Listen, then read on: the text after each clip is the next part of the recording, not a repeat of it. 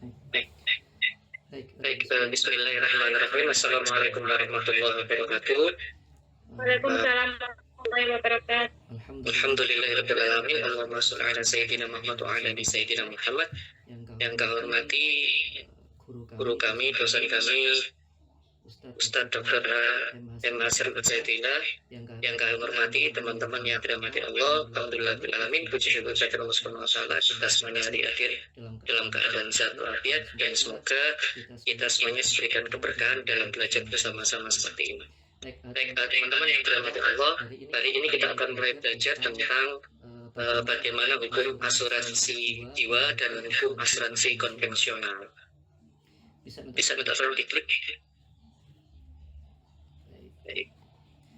Jadi pada dasarnya setiap manusia itu memiliki resiko dalam kehidupannya, baik itu sakit, kecelakaan, atau bahkan sampai kematian. Nah, yang terjadi adalah ketika dia mengalami resiko tersebut, dia berusaha supaya ketika baik dia sakit atau mengalami kematian, keluarga yang ditinggalkan itu tidak mengalami kerugian, khususnya dalam bentuk finansial. Itu sebabnya selain ikhtiar berupa doa, selain ikhtiar berupa pekerjaan yang matang, akhirnya manusia itu membuat solusi yang namanya asuransi, sehingga ketika misalnya orang yang tadi berusaha ikhtiar meninggali keluarganya dengan harta, itu bisa lewat solusi yang namanya asuransi. Nah, sayangnya asuransi konvensional yang kita kenal sekali ini itu bertentangan atau tidak sesuai dengan prinsip-prinsip Filsafat. Akhirnya para ulama kita berusaha untuk mengakomodir bentuk-bentuk asuransi tersebut dengan asuransi syariah. Bisa untuk selalu diklik. Baik. Pada pembahasan kita kali ini kita akan mendiskusikan tentang beberapa bahasa. Yang pertama tentang apa itu asuransi jiwa konvensional, lalu kita akan bahas tentang jenis-jenis asuransi jiwa, lalu kita juga bahas apa definisi asuransi jiwa syariah, lalu kita juga akan bahas tentang perbedaan asuransi jiwa konvensional dengan asuransi jiwa syariah, apa yang membedakan, sehingga bagaimana kita nanti memutuskan mengambil asuransi jiwa konvensional atau asuransi jiwa syariah. Lalu juga kita akan bahas tentang perbedaan pendapat di kalangan ulama tentang asuransi jiwa konvensional dan asuransi jiwa syariah.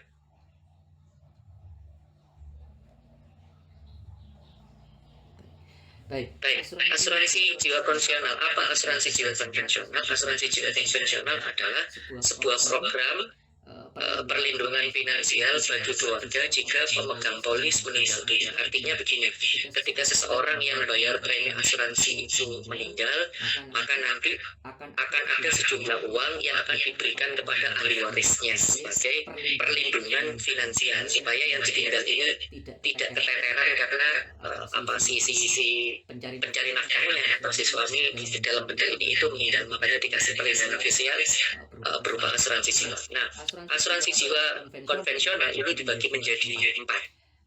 Yang pertama asuransi jiwa seumur hidup. Apa itu asuransi jiwa seumur hidup? Bahasa sederhananya adalah asuransi jiwa yang secara umum itu tidak ada batasan tahun, atau batasan tahunnya itu sampai usia 99 tahun. Artinya ketika seseorang yang bayar premi tadi itu usianya tidak sampai 99 tahun, seandainya si pembayar preminya tadi itu meninggal, maka keluarganya akan mendapat jaminan finansialnya gitu. Dan asuransi jiwa seumur hidup ini cocok untuk orang-orang yang membutuhkan jaminan sebagai terapi. Lalu ada asuransi jiwa berjangka. Bedanya sama asuransi jiwa yang seumur hidup tadi, ini ada periodenya. Kalau yang tadi seumur hidup ini cuma berjangka, kadang ada yang 5 tahun, ada yang 10 tahun.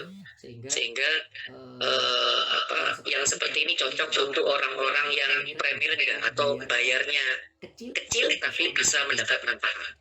Lalu asuransi jiwa model ketiga adalah asuransi jiwa diguna. Asuransi jiwa diguna ini sama asuransi juga, sama seperti asuransi jiwa seumur hidup, bedanya ini plus tabungan. Jadi dia asuransi plus nabung. Kalau asuransi yang murni itu kan orang bayar, dia kalau misalnya asuransi tidak bisa dicairkan, maka preminya hilang. Sedangkan asuransi jiwa diguna itu orang bayar sebagian dari yang dibayar tersebut untuk asuransi, sebagian lagi untuk tabungan. Nah itu asuransi jiwa dwiguna. Lalu asuransi selanjutnya adalah asuransi jiwa unit link. Asuransi jiwa unit link ini hampir sama seperti asuransi jiwa dwiguna, cuman bedanya ada periode waktu, sama seperti asuransi jiwa berjangka. Jadi 5 tahun, 10 tahun. Jadi dia bayar asuransi plus nabung, yang nabungan itu dibatasi oleh periode. Nah, untuk penjelasan tentang apa dan bagaimana asuransi syariah akan dijelaskan oleh anggota kelompok kami yang selanjutnya. Monggo dipersilakan.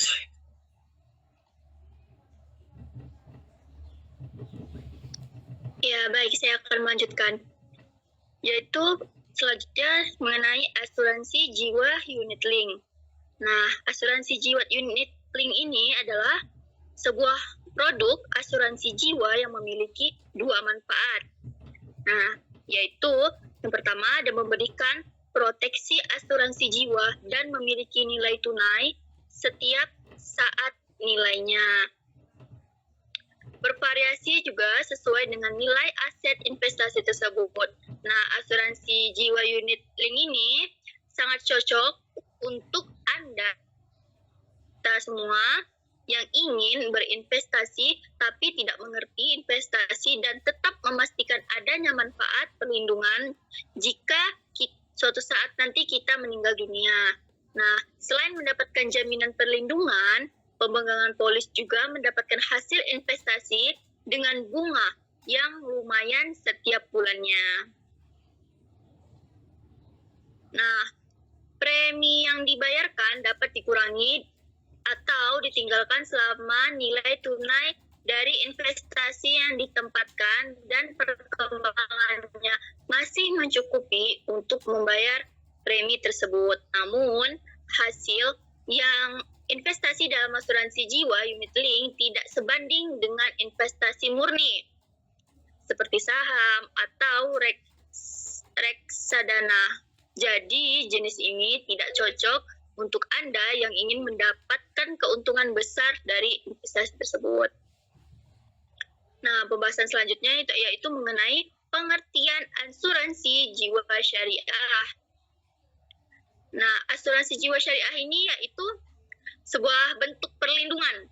Nah, seperti terhadap risiko kematian yang dilakukan dengan sistem tolong-menolong dan dana bersama di antara para pesertanya. Nah, yang bertujuan untuk apa?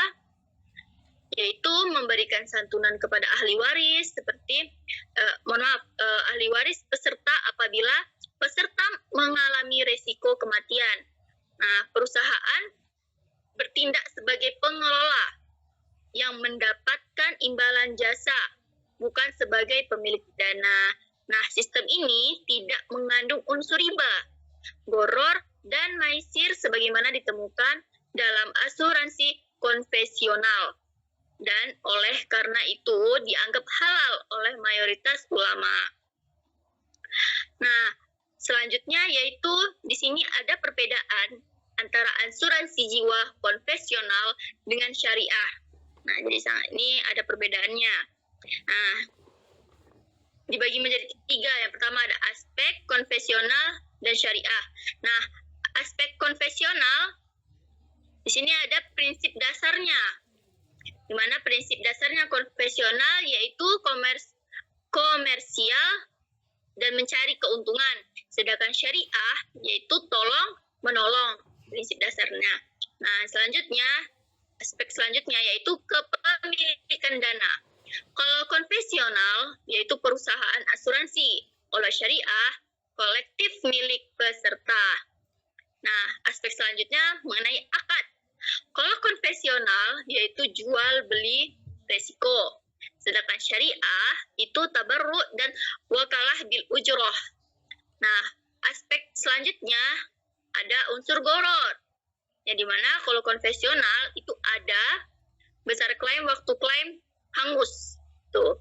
Sedangkan syariah diminimalkan dengan transparansi dan akad yang jelas. Nah, aspek selanjutnya tentang unsur riba. Kalau konvensional itu ada dalam investasi dan pengambilan, sedangkan syariah tidak ada, hanya investasi yang halal.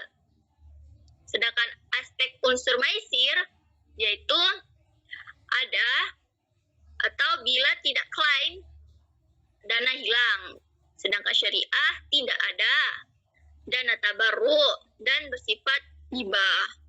Aspek pengawasannya kalau konvensional ini yaitu otoritas jasa keuangan atau OJK. Nah, sedangkan syariah yaitu otoritas jasa keuangan dan dewan pengawas syariah. Sedangkan mengenai aspek keuntungan perusahaannya, kalau konvensional itu yaitu selisih premi dan klaim, sedangkan syariah ujroh dan pengelola. Nah, aspek selanjutnya itu yaitu mengenai hukumnya. Kalau konvensional ini mayoritas ulama berpendapat haram, sedangkan mayoritas ulama kalau untuk syariah yaitu mubah. Nah, aspek selanjutnya, perbedaan aspek selanjutnya yaitu tentang fatwa resmi. Kalau konvensional DSN, MUI, OKI yang dimana mengatakan haram, sedangkan syariah mengatakan halal sesuai prinsip syariah. Nah, hukum asuransi jiwa konvensional. Selanjutnya, minoritas ulama seperti sebagai dari mazhab Hanafi membolehkan dengan syarat darurat seperti untuk kebutuhan pegawai atau karena hukum negara mewajibkan. Sedangkan mayoritas ulama sepakat bahwa asuransi konvensional yaitu haram karena akadnya dianggap mengandung unsur-unsur yang bertentangan dengan prinsip syariat seperti riba. Adanya bunga dalam investasi premi, investasi dana, peserta umumnya ditempatkan asuransi yaitu dibagi menjadi 3. Yang pertama, ada deposit berbunga. Deposit berbunga ini yaitu maksudnya dana yang disimpan dalam bentuk deposit bank. Konvensional biasanya akan mendapatkan bunga tetap atau interest. Bunga ini dianggap riba nasiah, yaitu tambahan dari uang yang dipinjamkan karena waktu. Nah, Rasulullah Shallallahu Alaihi Wasallam pun bersabda, setiap pinjaman yang menarik manfaat adalah riba. Hadis riwayat Baihaqi. Nah, yang kedua yaitu riba obligasi konvensional. Yaitu apa?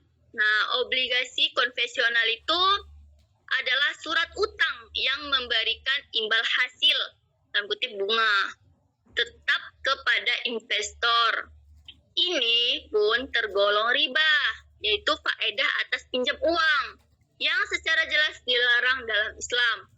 Nah, Allah pun berkata, Allah menghalalkan jual beli dan mengharamkan riba. Quran Surah Al-Baqarah ayat 275. Nah, yang selanjutnya yang terakhir yaitu saham perusahaan non-halal. Saham perusahaan non-halal, dana premi asuransi konvensional juga bisa diinvestasikan dalam saham perusahaan yang bergerak di bidang yang dilarang syariah. Misalnya industri minuman keras, perbank konvensional, judi dan hiburan haram, dan makanan tidak halal. Investasi pada saham-saham tersebut melibatkan kepemilikan dan dukungan terhadap usaha yang diharamkan, yang dilarang secara tegas dalam Islam. Padahal dalam Islam, riba sangat jelas dilarang. Seperti Quran Surah Al-Baqarah ayat 275, wa ahallallahu al-bai'a wa harrama riba. Allah Subhanahu wa taala telah menghalalkan jual beli dan mengharamkan riba. Quran Surah Al-Baqarah ayat 275. Nah, bagi hukum asuransi jiwa konvensional yang kedua yaitu goror. ketidakjelasan manfaat dan akad. Pada yang pertama itu ada beberapa besar manfaat yang akan diterima. Yang kedua, kapan manfaat itu diterima karena terkait waktu kematian. Dan yang ketiga, apakah dana akan kembali jika tidak ada klaim? Padahal ketidakpastian ini dilarang dalam akad muamalah. Rasulullah SAW melarang jual beli yang mengandung gharar. Hadis riwayat Muslim. Selanjutnya akan disampaikan oleh Ibu Erin. Baik, terima kasih Bu Fani. Ya, halo. Suara saya sudah terdengar? Sudah Ibu, sudah. Aman. Baik, selanjutnya. Oke. Unsur yang ketiga ya, yang bertentangan dengan prinsip syariah yaitu adanya maisir, yaitu unsur spekulasi dalam pengembalian klaim. Jadi jika peserta tidak mengalami resiko, itu dana akan hangus. Nah, di situ jadi di situ itu dianggap judi. Dan jika klaim dibayarkan jauh lebih besar dari premi, dianggap untung-untungan. Unsur spekulasi ini tidak dibenarkan di dalam Islam. Dalilnya ada pada Quran surat Al-Maidah ayat 90 sampai 91 yang artinya, wahai orang-orang yang beriman, sesungguhnya minuman keras, berjudi, berkurban untuk berhala, dan mengundi nasib dengan anak panah adalah perbuatan keji dan termasuk perbuatan setan. Maka jauhilah perbuatan-perbuatan itu agar kamu beruntung. Kemudian ayat 91-nya, dengan minuman keras dan judi itu, setan hanyalah bermaksud menimbulkan permusuhan dan kebencian di antara kamu, dan menghalang-halangi kamu dari mengingat Allah dan melaksanakan sholat. Maka tidakkah kamu berhenti? Kemudian dalil lain ada pada Quran surat Al-Baqarah ayat 219 yang artinya mereka bertanya kepadamu Nabi Muhammad SAW tentang khamr dan judi. Katakanlah pada keduanya terdapat dosa besar dan beberapa manfaat bagi manusia, akan tetapi dosa keduanya lebih besar daripada manfaatnya. Mereka juga bertanya kepadamu tentang apa yang mereka infakkan. Katakanlah yang diinfakkan adalah kelebihan dari apa yang diperlukan. Demikianlah Allah menerangkan ayat-ayatnya kepadamu agar kamu berfikir. Lalu ada fatwa OKI atau Organisasi Konferensi Islam dan MUI melalui fatwa DSN nomor 21/DSN/MUI/10/2001 menyatakan bahwa asuransi konvensional bertentangan dengan prinsip syariah. Selanjutnya kita masuk ke hukum asuransi jiwa syariah. Jadi di dalam Islam asuransi syariah itu diperbolehkan selama memenuhi prinsip-prinsip ada empat prinsip ya. Yang pertama yaitu akadnya tabarruk atau hibah, yaitu dana yang disumbangkan oleh peserta dianggap sebagai hibah yang diniatkan untuk membantu peserta lain yang terkena musibah atau kematian. Dalilnya ada pada Quran surat Al-Maidah ayat 2. Yang artinya tolong menolonglah kamu dalam mengerjakan kebajikan dan takwa, dan jangan tolong menolong dalam berbuat dosa dan permusuhan. Lalu prinsip yang kedua, akad wakalah bil ujroh, yaitu perusahaan asuransi mendapatkan upah atau ujroh yang disepakati secara transparan sebagai pengelola dana. Yang ketiga, dikelola dengan transparan dan diawasi oleh Dewan Pengawas Syariah. Dan yang keempat, tanggung jawab sosial. Maksudnya jadi perusahaan itu tidak mencari keuntungan untuk pribadi dari penderitaan orang lain gitu. Dalilnya, adapun dalil yang memperbolehkan asuransi jiwa tadi ya ada di Quran surat Al-Maidah ayat 2, kemudian ada di hadis riwayat Bukhari dan Muslim. Yang artinya kaum muslimin itu seperti satu tubuh, jika satu bagian sakit maka seluruh tubuh merasakannya. Kemudian ada fatwa OKI tahun 1985 dan DSN MUI nomor 21/DSN MUI/10/2001 menyatakan bahwa asuransi syariah diperbolehkan selama memenuhi rukun dan syarat syariah. Hal ini karena sistemnya tidak berdasar jual beli resiko, tetapi akad hibah atau tabarruk. Dan wakalah bil ujroh yang diperbolehkan dalam muamalah Islam.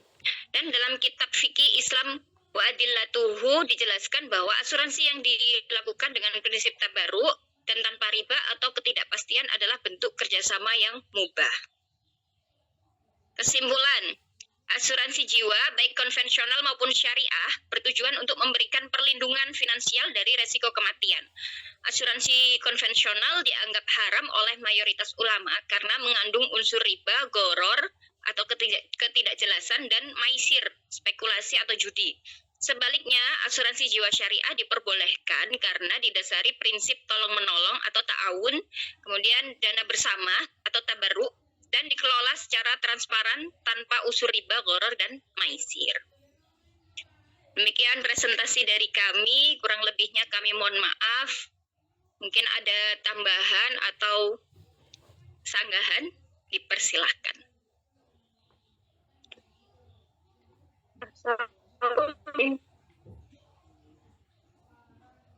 Ya.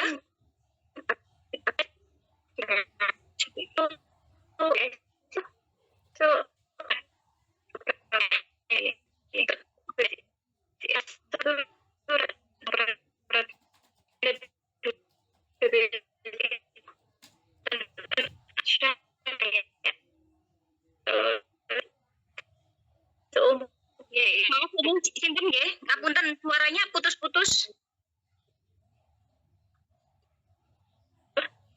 Ini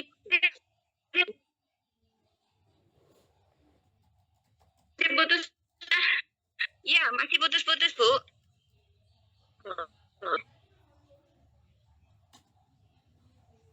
Bentar.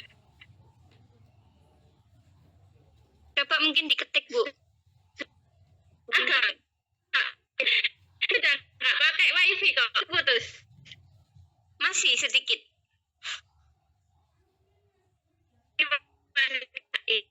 Sudah kan?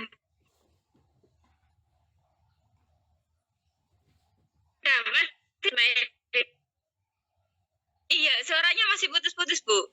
Bu Winda nggih. Coba diketik Bu Winda.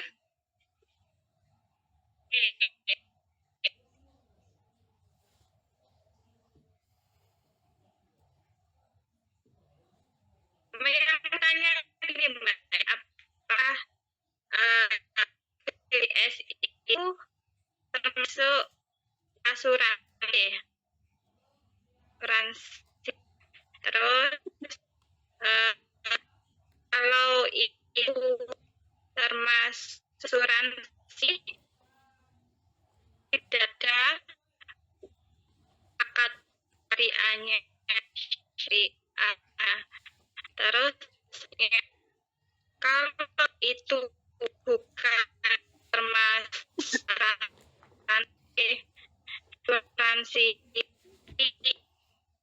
dikatakan seperti dikatakan iuran, tapi dikatakan iuran, sedangkan diwajibkan dengan nominal kan agak banyak, 175 orang tiap bulan, 7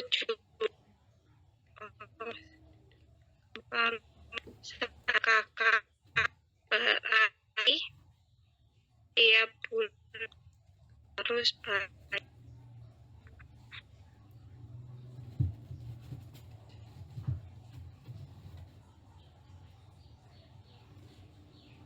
Tujuh kali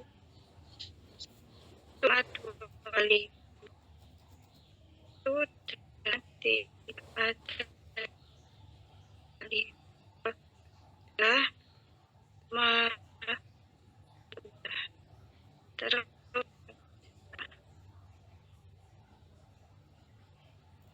Erin, pertanyaan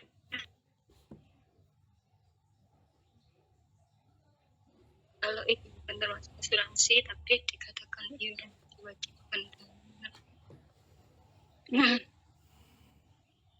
satu kakak tidak ada yang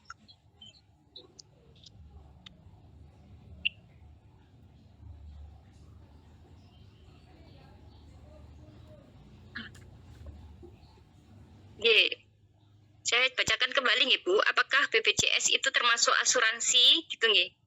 Kalau itu termasuk asuransi tidak ada akad syariahnya, kalau itu bukan termasuk asuransi tapi dikatakan iuran, sedangkan diwajibkan dengan nominal 175 per orang tiap bulan kali 7 orang, seumpama 1 kakak berarti tiap bulan harus bayar 1.225.000. Itu dana tidak ada yang kembali apabila meninggal. Iku Mas. Nggih. Nggih. Gimana Pak Imron? Baik, begini. Jadi yang membedakan antara asuransi konvensional dengan asuransi syariah itu akadnya. Meskipun bentuknya sepertinya sama, tapi karena akadnya berbeda, hukumnya jadi berbeda. Kalau asuransi konvensional adalah akadnya saya bayar, saya dapat. Artinya saya seorang pembayar premi, maka saya berhak mendapatkan balasan kalau naudzubillah dalik saya meninggal, maka keluarga saya mendapatkan hasil dari asuransi tersebut. Ini asuransi konvensional. Sedangkan asuransi syariah itu akadnya. Ketika saya bayar, itu bukan supaya saya dapat keuntungan, enggak. Ketika saya bayar, itu dalam rangka ta'awun. Saya bayar itu dalam rangka menolong orang lain. Kalau orang lain itu meninggal, maka hasil yang saya bayar itu diberikan kepada keluarga orang yang sedang meninggal. Itu namanya akad ta'awun, menolong orang lain. Pun sebaliknya, orang lain yang membayar, ketika dia bayar premi, maka bayarannya dia tadi itu dalam rangka menolong orang lain. Kalau ada orang lain yang meninggal, maka keluarganya yang dapat dari bayaran orang lain tersebut. Jadi beda di akad. Kalau yang konvensional saya bayar supaya saya dapat, ya kalau syariah saya bayar itu dalam rangka menolong orang lain. Pun nantinya kalau saya yang kena, orang lain akan menolong saya. Itu yang namanya akad ta'awun gitu ya. Terus yang kedua tadi disebutkan akad tabatu. Apa itu tabatu? Begini, kalau konvensional saya itu bayar, uangnya disimpan oleh perusahaan. Nah nanti yang menanggung kalau ada orang yang meninggal, menanggung bayaran itu perusahaan yang menanggung. Perusahaannya akan memberikan bayar ganti. Sedangkan kalau syariah, saya bayar, perusahaan tersebut hanya sebagai pengelola, bukan pemilik keuangan, maka orang lain yang mendapatkan mendapatkan jaminan yang ketika dia meninggal itu dari bayaran orang, bukan perusahaan yang menanggung. Jadi itu namanya akad tabarruk. Saya menghibahkan uang saya supaya hibah tadi bisa dimanfaatkan ke orang lain. Jadi dari akad berbeda. Lalu yang ketiga, ini ada hubungannya dengan BPJS. Bedanya konvensional dengan syariah adalah kalau konvensional itu perusahaan mengambil untung dari transaksi ini. Saya ulangi, perusahaan mengambil untung dari transaksi ini, lalu dari untung tersebut disisihkan sebagainya, diberikan hasilnya kepada orang yang membayar. Sedangkan syariah, perusahaan itu tidak mengambil untung. Si pengelolanya tidak mengambil untung, dia hanya sebagai pengelola supaya uang yang masuk dijaga, nanti diberikan kepada orang yang membutuhkan. Jadi sama sekali tidak mengambil untung. Itu yang tadi bil ujroh, wakala bil ujroh yang disebutkan tadi oleh Bu Erin dan Bu Fani tadi. Jadi kalau jenengan tanya apakah BPJS termasuk asuransi? Iya. Apakah BPJS tidak ada akad syariahnya? Saya belum pernah bertemu dengan orang-orang BPJS. Ini sekali lagi karena ini yang mewajibkan pemerintah, dan seperti yang disampaikan tadi, kalau dalam adab Hanafi kalau yang mewajibkan pemerintah itu masuk dalam kategori dibolehkan karena darurat. Lalu kembali lagi, secara teori BPJS tidak mengambil untung dari apa yang kita stok. Justru apa yang kita stok itu dalam rangka melayani masyarakat yang sedang membutuhkan. Jadi sekali lagi, kalau dibilang apakah BPJS ini asuransi konvensional, mungkin secara bentuknya kita lihat secara konvensional, tapi karena ini dikelola oleh negara dalam rangka menolong orang lain, maka ini bisa kita kategorikan dalam madhab Hanafi tadi itu diperbolehkan. Nah kalau misalnya Pak Ustadz ada yang tidak mampu untuk membayar, itu pemerintah sudah ngatur regulasinya. Bagi yang tidak mampu, itu kan ada BPJS yang gratis, yang dia tidak perlu membayar. Secara teori ini dilindungi oleh negara dan diperbolehkan. Secara teori, dalam prakteknya saya tidak tahu apakah BPJS ini mengambil keuntungan dari setoran kita. Jadi kalau misalnya AC nggak mampu dan sebagainya, itu kembali lagi ini regulasinya di pemerintah. Kalau ada aturan ini harus bayar sebagainya, regulasinya ada di pemerintah. Jadi tidak bisa masuk ke dalam hukum fikih. Kalau hukum fikihnya cuma membicarakan kalau ini itu dalam rangka melayani orang lain, dalam rangka membantu orang lain, maka itu diperbolehkan karena akadnya tabarru, ta'awun sama makalah BPJS tadi. Begitu.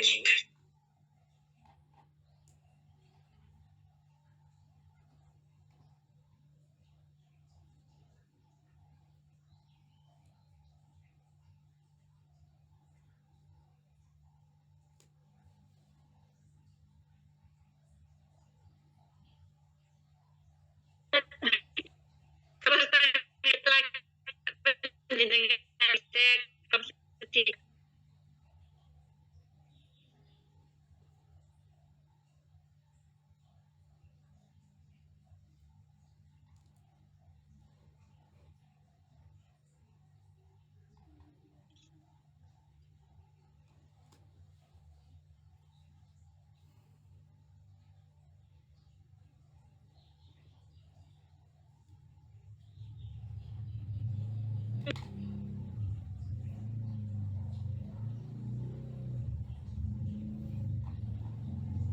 Baik, ya itu kalau ada pertanyaan ini kok pemerintah mensyaratkan ini harus bayar BPJS. Sekali lagi, kalau akad bayar BPJS-nya itu dalam rangka ta'awun, dalam rangka kalau kita bayar itu dalam rangka menolong orang lain. Nah kalau misalnya ada syarat-syarat yang lain berat, biasanya gini, kalau mau ngurus surat ini harus punya BPJS, kalau mau ngurus surat ini harus punya BPJS. Nah itu di luar konteks yang ini. Jadi kalau bicara BPJS-nya, akad BPJS itu dalam rangka menolong orang lain, dalam rangka ta'awun, dalam rangka tabarruk. Tapi dalam prakteknya misalnya, ternyata BPJS itu dalam rangka kalau mau bikin surat ini harus pakai BPJS, surat ini harus pakai BPJS. Nah kalau pada praktek seperti itu, ini tidak masuk dalam konteks bahasan ini. Kita sedang bicara akad dalam BPJS. Kalau BPJS dijadikan syarat pemberat bagi administrasi yang lain, nah itu saya tidak bisa menjawab. Cuman saya bisa menjawabnya bahwa BPJS itu akadnya dalam rangka ta'awun, menolong orang lain, bukan dalam rangka mencari keuntungan. Jadi lembaga BPJS itu tidak cari keuntungan, dia dalam rangka untuk menolong orang lain.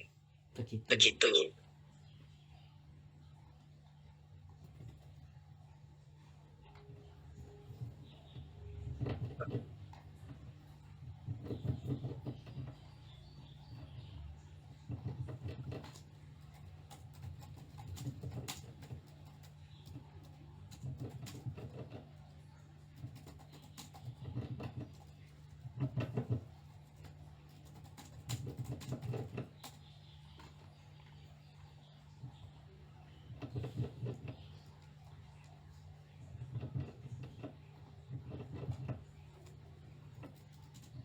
bagaimana Bu Winda?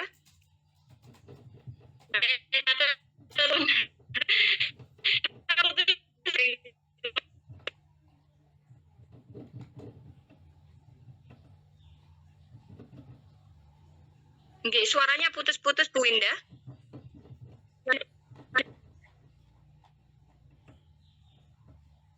Sampun nggih. Nggih, sami-sami. Mungkin untuk mempersingkat waktu, kita serahkan ke dosen kita, Bapak Ustadz Dr. Haji M. Hasan Ubaidillah untuk mungkin lebih memperjelas apa yang sudah kita pelajari hari ini. Kepada beliau kami persilahkan, Bapak.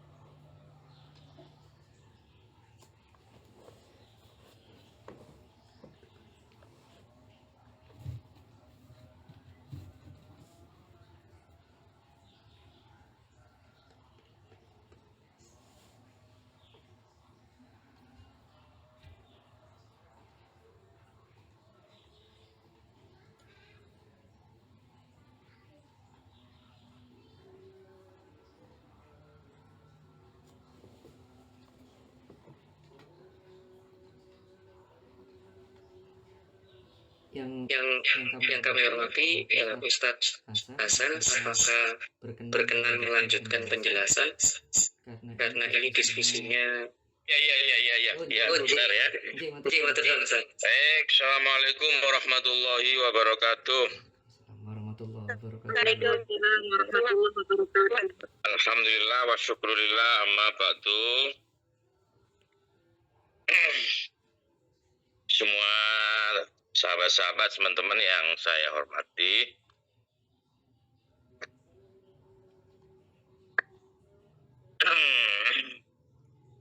pertama ya, untuk menentukan hukum itu panjenengan harus tahu dulu ya konstruksi masalah.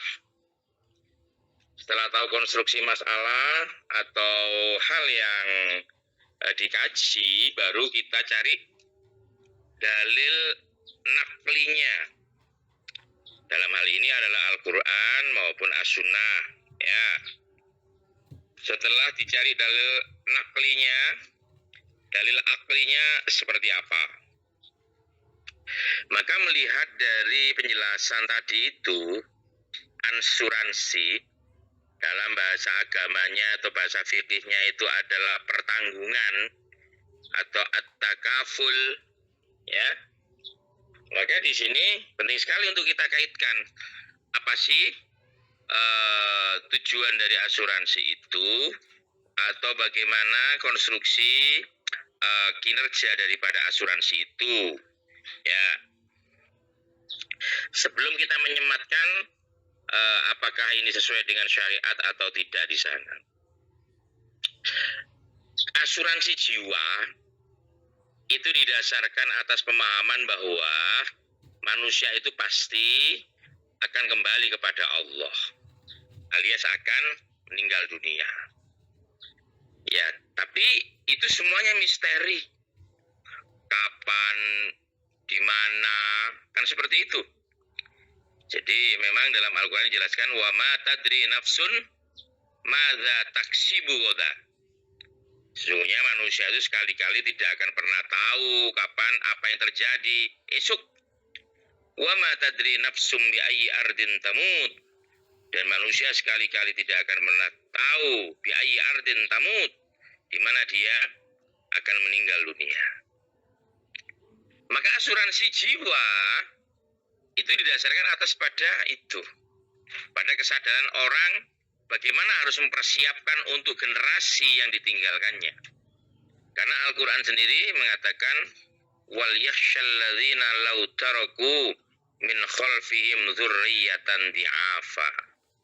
Maka takutlah kalian, wal yakhshal ladzina ya, law taraku apabila meninggalkan, min khalfihim di belakang kalian, dzurriyyatan dha'ifa ya. Jadi keturunan-keturunan yang lemah. Ya, maka dari itu kemudian ada konsep pertanggungan. Di antaranya adalah dengan skema asuransi ini. Tadi dijelaskan skema asuransi bagaimana konsep pertanggungannya, kinerjanya bagaimana, tadi sudah panjang lebar dijelaskan. Maka di sini apabila ada sebuah perbuatan, sebuah transaksi ya yang mengandung unsur gharar, unsur tipu daya, itu jelas dilarang oleh Al-Quran ya. Apalagi kemudian juga mengandung riba di sana. Tadi dijelaskan wa halallahul bai'a wa harramar riba ya. Jadi Allah menghalalkan jual beli dan mengharamkan riba. Kemudian Allah juga mengharamkan hal yang bersifat gharar, adanya tipu daya di sana. Maka kita bisa melihat skema-skema asuransi yang ditawarkan. Maka di sini kemudian panjenengan coba ya konstruksi persoalan ini kemudian digunakan nalar-nalar metodologis, bagaimana Al-Quran menjawab persoalan itu, kemudian bagaimana penegasan hadis terkait dengan persoalan itu, dan bagaimana para ulama juga berpendapat yang diijtihadkan untuk persoalan-persoalan itu. Maka di sini kemudian kita bisa memilah dan menilai, oh asuransi ketika didasarkan atas ya konsep konvensional, maka kinerjanya itu atau skemanya itu mengandung unsur-unsur tipu daya. Loh kok ada mengandung unsur tipu daya? Iya, karena ya premi yang dibayarkan tiap bulannya itu ya berpotensi tidak jelas kemananya. Karena apabila konsep pertanggungannya itu sifatnya kalau tidak terjadi apa-apa tidak bisa diklaim berupa seperti tabungan atau pertanggungannya itu hilang, maka di sini yang dirugikan siapa? Yang dirugikan adalah pemilik premi atau yang membayar premi itu. Ya, peserta asuransinya itu perusahaan untungnya dia bayar ya.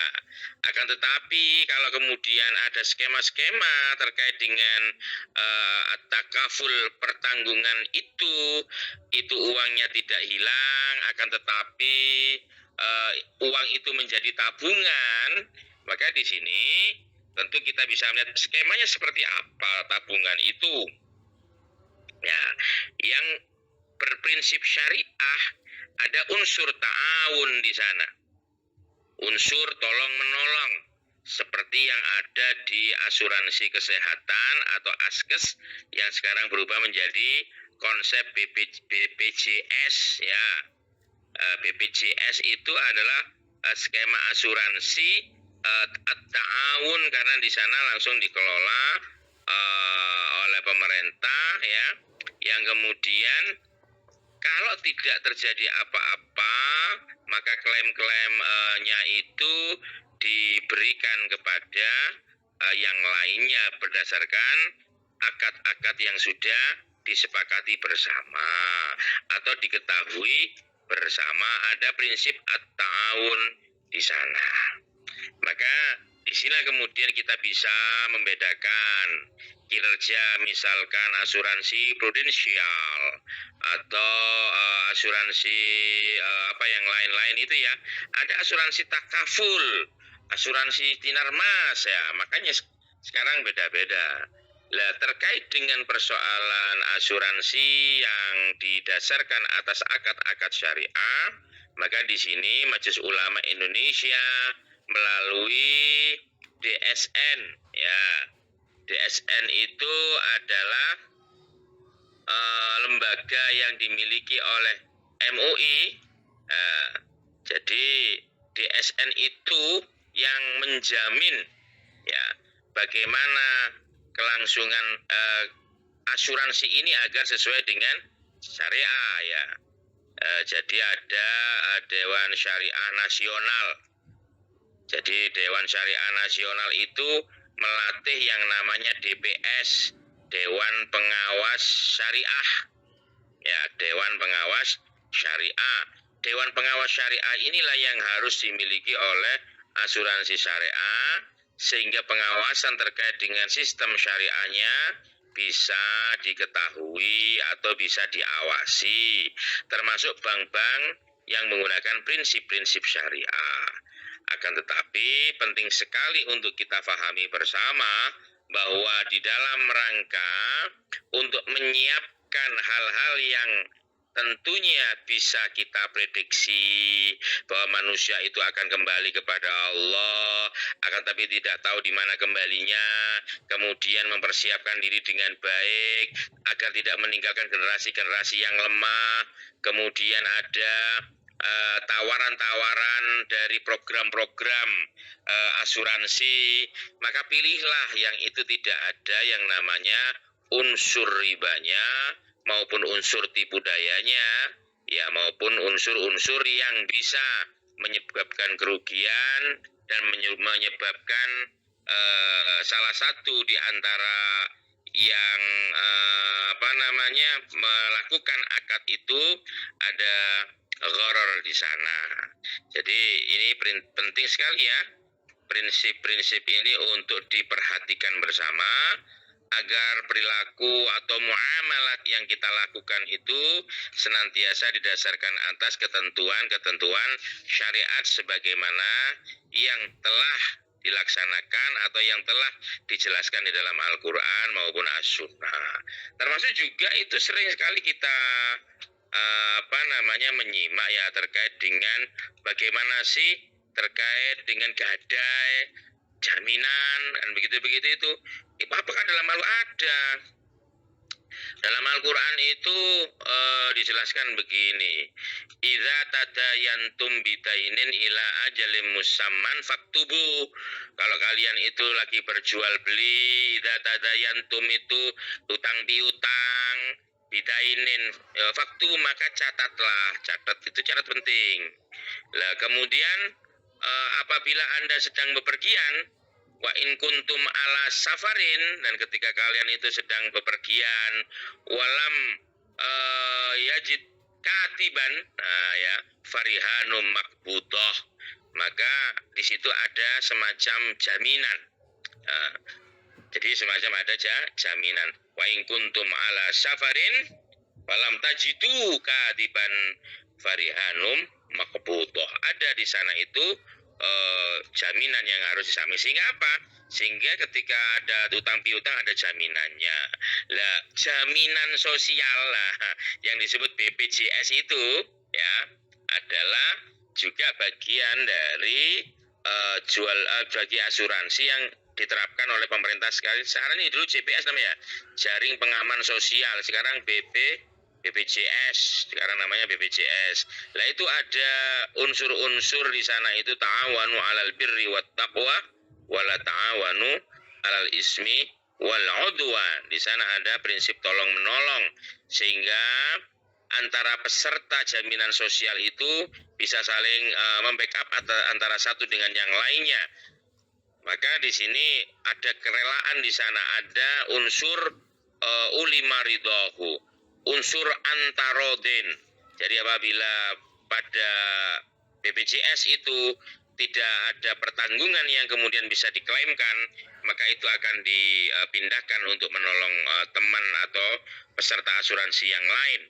Tapi karena ini sifatnya nasional dan dikelola oleh badan yang memang dibentuk oleh negara, ditunjuk oleh negara untuk melakukan ini tentunya hal ini sudah dikonsultasikan dengan para tokoh-tokoh agama, kemudian terutama Majelis Ulama Indonesia, sehingga di sana ada pendapat-pendapat ulama yang didasarkan atas ijtihad hukum yang didasarkan atas Al-Quran dan As-Sunnah, yang itu membingkai bagaimana unsur ta'awanu 'alal birri wat taqwa itu memang ada di dalam asuransi BPJS yang saat ini digalakan oleh pemerintah. Karena memang di negara-negara maju ya semacam itu.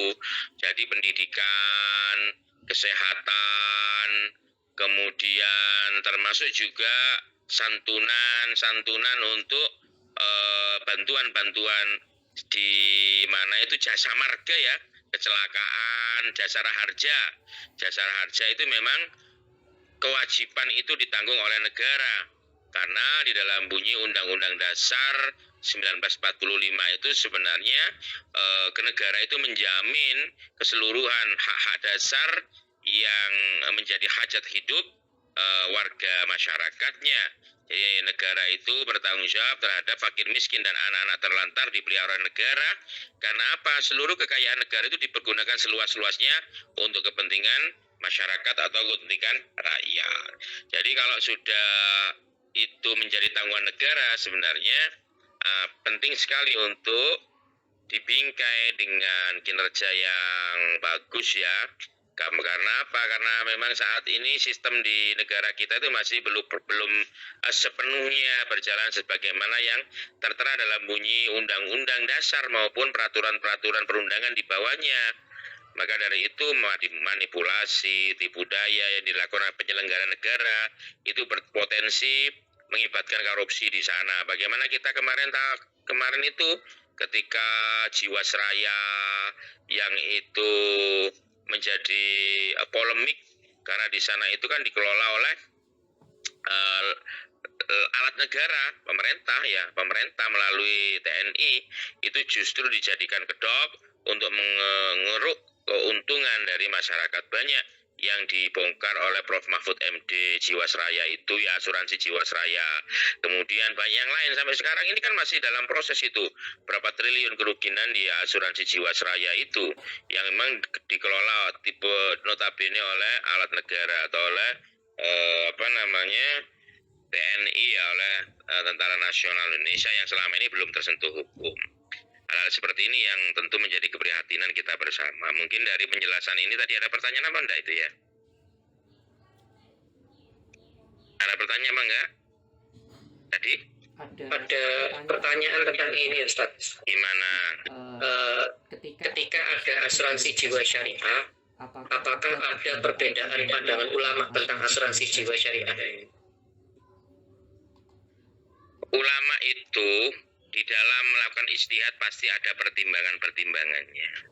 Kalau ada perbedaan, kita anggap sebagai ikhtilaful a'immah rahmatun lil ummah.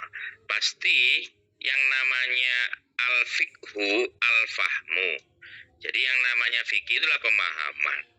Karena ketika kita bisa melihat berbagai macam perbedaan seperti Imam Abu Hanifah yang tadi itu membolehkan asuransi yang bersifat konvensional karena unsur darurat, misalkan menjadi program pemerintah maupun memang hanya ada satu-satunya asuransi itu, maka kaidah ad-daruratu dzubihul maqdurat itu menjadi dasar bagaimana aspek kedaruratan itu menjadi ilat yang diperbolehkan berlakunya suatu hukum.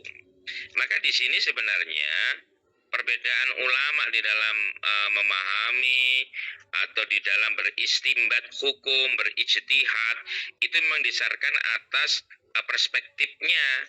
Misalkan di Indonesia, tentu perspektifnya berbeda ketika ulama itu melihat kondisi yang ada di Timur Tengah atau di Eropa. Maka di sini kita bisa baca fiqhul aqalliyat namanya ya, fikih minoritas. Kita sudah paham bahwa menikah beda agama itu tidak boleh. Di Indonesia ada undang-undang perkawinannya 174 yang diperbarui saat ini. Jelas itu wala tunkihul musyrikati hatta tu'min itu jelas. Tapi ketika kita melihat problematika di wilayah-wilayah yang minoritas muslim, bagaimana mereka itu bermuamalah dengan warga-warga yang non muslim, kemudian terjadi ikatan perkawinan, itu menjadi hal yang diperbolehkan oleh pendapat dari Yusuf Qaradawi misalkan untuk memperbolehkan nikah beda agama. Maka di sini fiqhul aqalliyat maupun fiqhul aqwaliyat, fikih minoritas ya maupun fikih progresif itu didasarkan atas kondisi-kondisi kekinian. Kondisi-kondisi kekinian yang memang berbeda kejadiannya pada masa-masa yang lalu. Imam Syafi'i ketika tinggal di Baghdad, kemudian dengan Imam Syafi'i yang ketika hijrah ke Mesir, itu juga bisa berbeda pendapat hukumnya sehingga ada qaul qadhi maupun qaul hadis. Maka apabila terjadi perbedaan dalam menyikapi asuransi jiwa itu merupakan rahmat bagi kita, bagaimana kita itu bisa mengikuti salah satu pendapatnya. Madhab fikih itu seringkali kita dapati perbedaan pendapat terkait dengan persoalan-persoalan di banyak hal. Jadi tidak masalah perbedaan pendapat itu, tinggal kita mengikuti yang mana. Kalau kemudian kita di Arab Saudi melakukan ibadah haji, ketika kita tawaf mengikuti pendapatnya Imam Syafi'i terkait dengan aula mastumun nisa, persentuhan menjadi batal, maka di sana itu ketika tawaf, ketika kumpul banyak orang, ketika sa'i itu resisten sekali untuk bersentuhan dengan wanita-wanita di sana. Maka pendapat Imam Malik yang itu aula mastum itu didasarkan adas al-qasdu di sana, itu menjadi penting untuk diikuti. Termasuk juga pendapatnya Imam Abu Hanifah yang mengatakan aula mastumun nisa itu tidak diartikan sebagai persentuhan, tapi al-jamu atau al-jima'u jima, sehingga tidak masalah. Ya, jadi tidak masalah. Maka talfik atau sementara kita itu mengikuti pendapat madhab walaupun tidak keseluruhan, dalam kondisi-kondisi tertentu itu diperbolehkan. Jadi begitu ya. Halo. Baik, matur nuwun Ustaz. Oke, ada lagi? Monggo teman-teman, ada yang mau mempertanyakan lagi? Insyaallah sampun jelas Ustaz. Jelas nggih, monggo kalau jelas ditutup, mboten napa-napa nggih. Selamat menunaikan ibadah salat maghrib. Monggo ditutup mawon lah Bapak. Baik. Betul Ustaz. Monggo. Ya. Hari ini adalah pertemuan terakhir di semester kita. Akad depan kita akan UAS Ustaz. Boleh. Mungkin nanti saya buatkan soal UAS-nya ya. Kita ke Pak Supriyadi. Oke. Ya, mudah-mudahan manfaat dan bisa dipertemukan kembali baik secara offline maupun online dalam mata kuliah selanjutnya. Mekaten nggih? Insyaallah UAS-nya akan saya serahkan kepada Pak Supriyadi sebelum akad yang akan datang. Nggih. Baik. Mungkin hari Jumat mungkin nggih. Baik, terima kasih Ustaz. Nggih. Sami-sami ngapunten, mohon maaf apabila selama interaksi ada hal-hal yang tidak berkenan atau hal-hal yang menyinggung, itu semuanya tidak ada unsur kesengajaan. Maka untuk itu saya ucapkan mohon maaf yang sebesar-besarnya. Mudah-mudahan kita semuanya mendapat ilmu yang barokah dan senantiasa di dalam hidayah dan maunah Allah Subhanahu wa taala. Ngeten nggih, ngapunten sing kathah. Baik, Sami-sami nggih. baik. Teman-teman yang dirahmati Allah, alhamdulillah hari ini kita telah belajar bersama-sama. Semoga keberkahan untuk kita semuanya. Semoga Allah menjadikan kita orang-orang yang termasuk bagian orang-orang yang bertakwa. Alhamdulillah kita tutup ngaji kita kali ini dengan doa kafaratul majlis. Subhanallahumma wa bihamdika asyhadu an la ilaha illa anta astaghfiruka wa atubu ilaik. Terima kasih Ustaz Hasan, terima kasih. Sami-sami nggih. Kami tutup. Assalamualaikum warahmatullahi wabarakatuh. Waalaikumsalam warahmatullahi wabarakatuh.